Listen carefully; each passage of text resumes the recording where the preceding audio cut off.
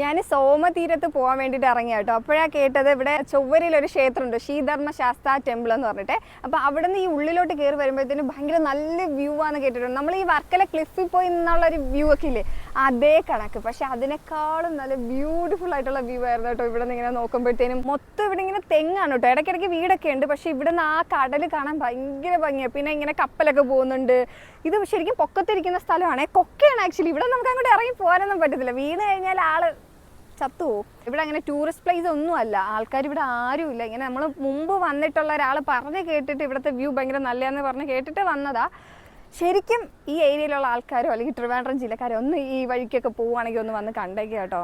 ഭയങ്കര ബ്യൂട്ടിഫുൾ. ശരിക്കും ഞാനിങ്ങനെ ആദ്യം ഇവരെ കണ്ടപ്പോൾ വാവ് അങ്ങനത്തെ ഒരു ഫീൽ ആയിരുന്നു എനിക്ക്. ഇതാണ് ആ ക്ഷേത്രത്തിൻ്റെ എൻട്രൻസ് കേട്ടോ. അപ്പോൾ ഇതിൻ്റെ ഉള്ളിലോട്ട് ഇങ്ങനെ പോകുമ്പോഴത്തേനും സ്ട്രെയിറ്റ് ആയിട്ട് നമ്മളിത് ആ വഴി കൂടെ നടക്കണം.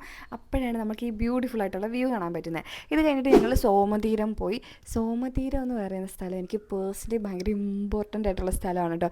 കാരണം ബീച്ച് എൻ്റെ കംഫർട്ട് പ്ലേസാണ്. അപ്പോൾ അത് റിയലൈസ് ചെയ്യാൻ വേണ്ടി എന്നെ ഹെൽപ്പ് ചെയ്തൊരു സ്ഥലമാണ്.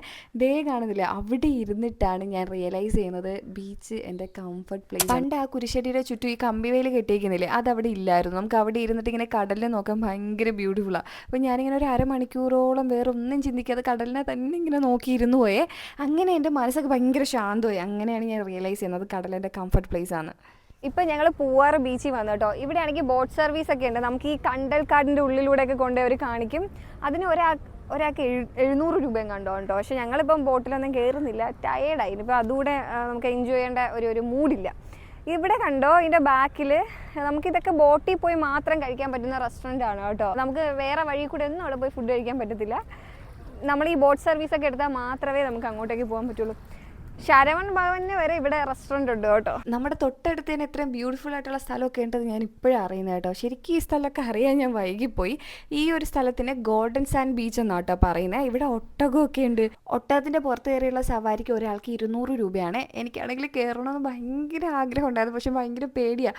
ഒരാൾ കൂടെ കയറിയിരുന്നെങ്കിൽ എനിക്ക് കുഴപ്പമില്ലായിരുന്നു, പക്ഷേ എൻ്റെ കൂട്ടുകാരിക്കാണെങ്കിൽ എന്നെക്കാളും പേടിയാണ്. അവൾ കയറാമെന്ന് പറഞ്ഞിരുന്നെങ്കിൽ ഞാൻ ഒന്നുകൂടെ ഒന്ന് നോക്കിയേനെ കയറാനായിട്ട്. ഒട്ടകം മാത്രമല്ല, ഇവിടെ കുതിര ഉണ്ടായിരുന്നേ.